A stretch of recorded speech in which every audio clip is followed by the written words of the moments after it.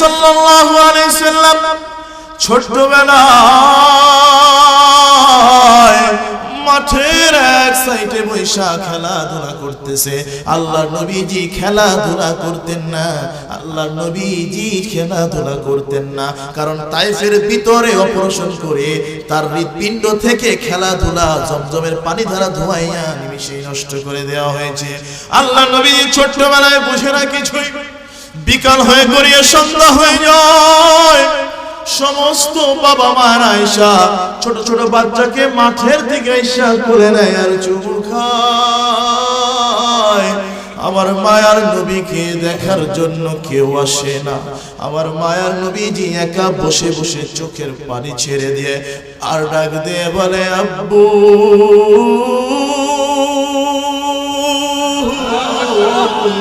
সকলের বাবার আয়েশা চুমু খাইল রে আব্বু, আমারও তো কেউ চুমু খাইল না রে আব্বু।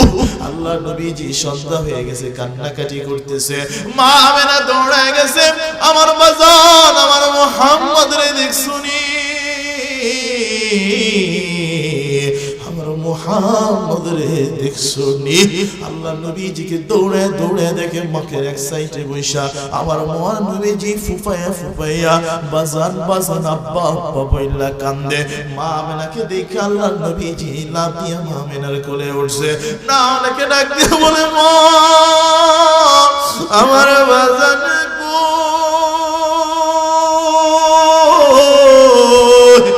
আল্লাহর নবীজি কান্দে, মা আমেনাও কান্দে।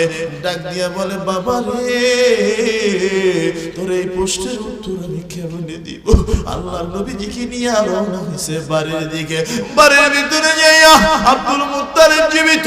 আল্লাহর নবী লাফ দিয়া দাদার কোলে উঠে, নাতিরা দাদারে পাইলে কোলের ভিতরে লাফ দিয়া উঠে। আল্লাহর নবী ডাক দিয়া বলে, এবার গা দাঁড়াইয়া ছোট্ট মুহাম্মদ হাত তুইলা ডাক দিয়া বলে, দাদা আমার বাবারে তো দেখি না, আমার বাজান কই?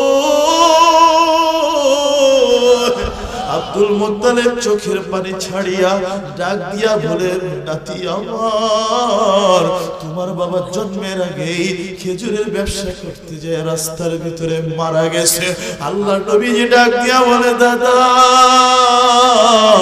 দাদা বাবার আদর পাই নাই রে দাদা, বাবার লাশের কবরটা একটু যদি দেখাইতেন। আল্লাহর নবীজিও কান্দে, দাদা আব্দুল মুত্তালিব কান্দে। আব্দুল মুত্তালিব মা আমেনাকে বললেন, যাও যাও আমার মুহাম্মদ রে নিয়ে যাও, তার বাবার লাশটা একটু দেখাই নিয়ে আসো। এই পৃথিবীর জমিনে বাবার মতো আপন কেউ হয় না রে ভাইরা আমার। ভাই জমিনে বাবার মতো ভালোবাসা কেউ বাসে না। বাবা হারাইয়া আল্লাহ নবীজিকে নিয়ে মা আমেনা দাসীমণিকে নিয়ে রওনা হয়েছে কবর দেখবে মদিনায়। আল্লাহ নবীজিকে দূর থেকে তাকাইয়া বলে, হে মুহাম্মদ তাকাইয়া দেখো, ওই যে তোমার বাবার কবর। আল্লাহর নবীজি লাফ দিয়া বাবার কবরের উপরে উঠছে, ডাক দিয়া বলে, আব্বু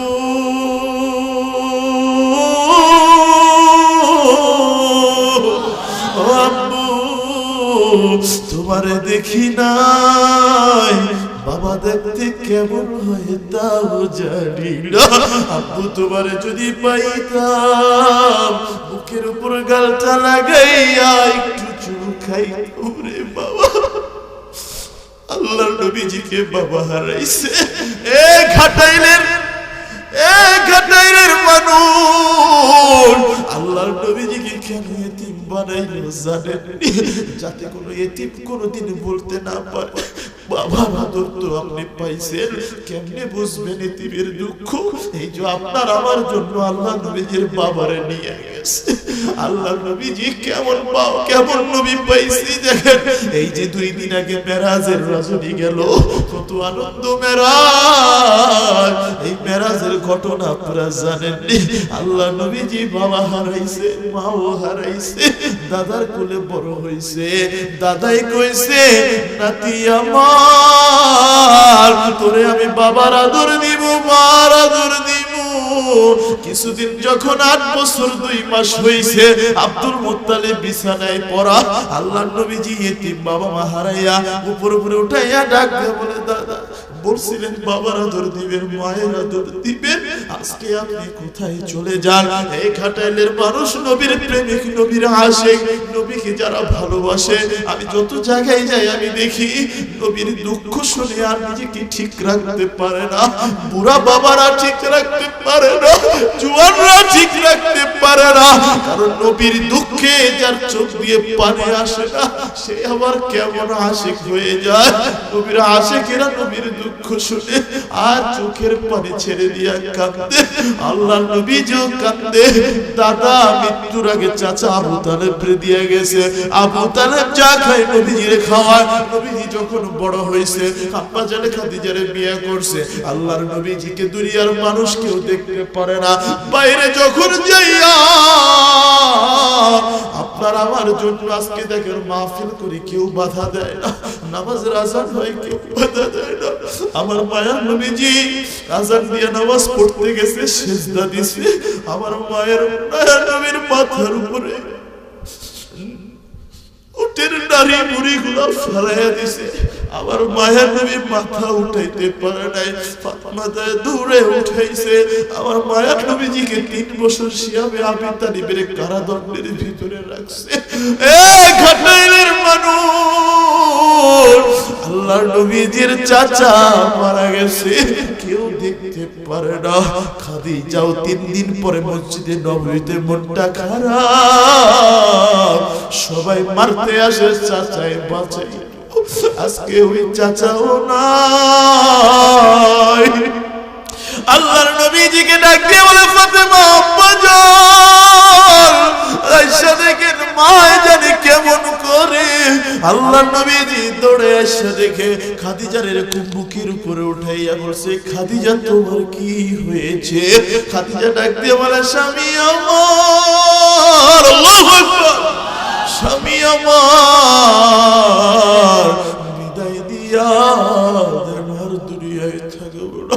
আল্লাহর নবীজি কাঁদে আর বলে, খাদিজা সবাই আমারে মারে, সবাই তোমারে মারে, চাচা উলাই তুমিও যদি মরে যাও খাদিজা।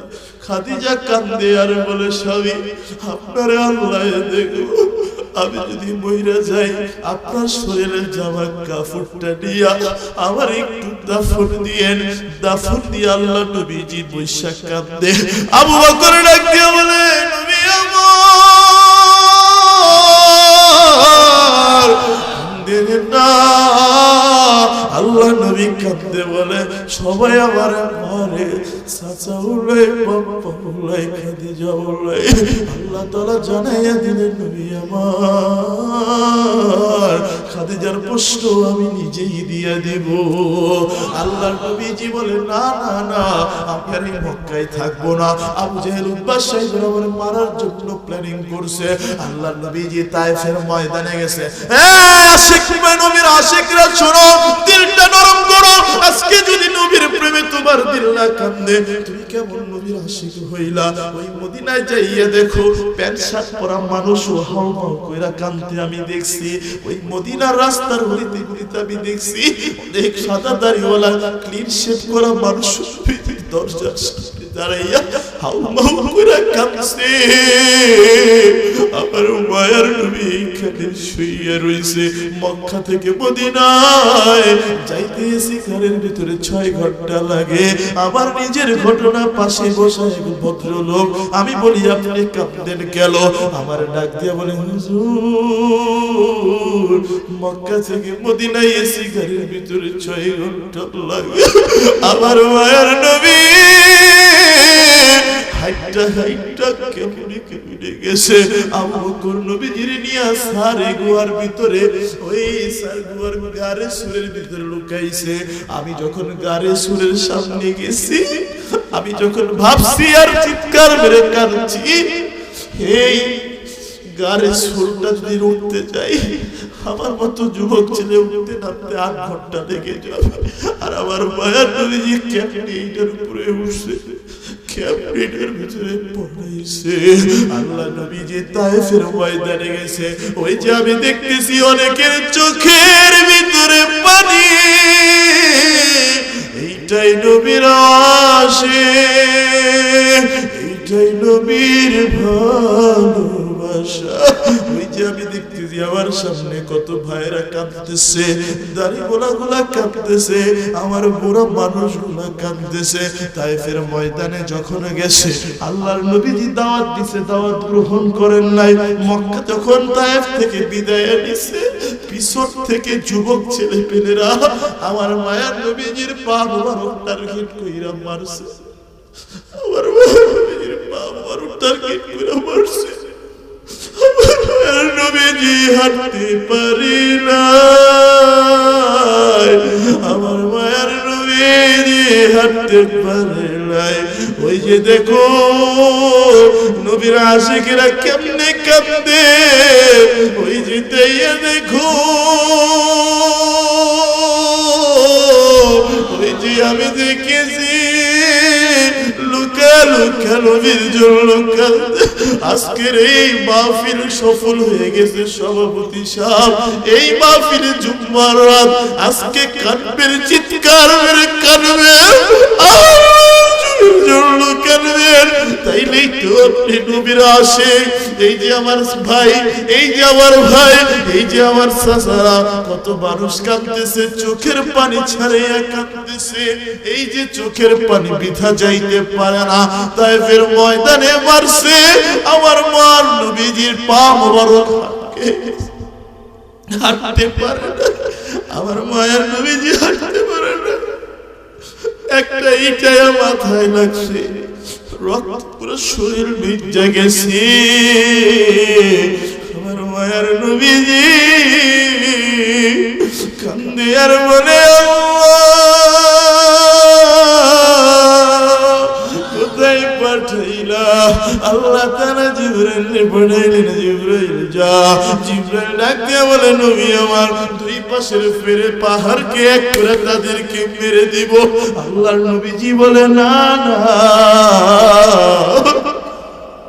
না না না, আমার উম্মত ধ্বংস হয়ে যাবে, আমি আমার মায়ের নবী এই দিনটা দেখার জন্যই সেই দিন আমাদেরকে আযাবে দেন নাই, এই দিনটা দেখার জন্য দেন নাই। আজকে নবীর আশিকেরা কান্দে, তায়েফের ময়দানের ঘটনা শুনে কান্দে। এই দিনটা দেখার জন্য মাহফিল হবে। আল্লাহর নবীজি উম্মে হানির ঘরে আসছে মক্কায়, রাত্রে বেলা মেরাজের রাত্রিতে ডাক দিয়ে বলে, বোন আমার, রাত্রিটা তোর ঘরে ঘুমাইতে চাই রে বোন, দেখ পারে কেমনে মরছে, আমি দেখ পারে কেমনে মরছে। এইটা হচ্ছে আপনার আমার নবী, নবীর কষ্ট দেওয়া যাবে নি, নবীর আদর্শ গ্রহণ করা যাবে নি। এ বাবা, আপনার নাম কে বাবা? একটু এদিকে আসেন, আমার কাছে আসেন। এই নবীর আশিকরে দেখে না, এদিকে আসেন। এই যে দেখেন নবীর আশিক কেমনে কান্দে, এই যে দেখেন নবীর আশিক কেমনে কান্দে। আজকের মাহফিল কবুল হয়েছে। গাটাইলের মানুষ নবীর আশিকগুলো কিভাবে আসেন, এদিকে আসেন। আও মাও কইরা কান্দে, কেমনে কান্দে দেখেন। ওই যে চোখের ভিতরে পানি, এইটাই নবীর আশিক, এইটাই নবীর ভালোবাসা। চাইয়া দেখেন কিভাবে হাউ মাউ কইরা কান্দে। আল্লাহ তুমি চাইয়া দেখো, বলেন আল্লাহ আজকের মাহফিল কবুল, আল্লাহ কবুল করো। আল্লাহ তুমি চাইয়া দেখো কিভাবে হাউ, আল্লাহ তুমি কবুল করে নাও। এই নবীর আশিকগুলা কিভাবে হাউ মাউ।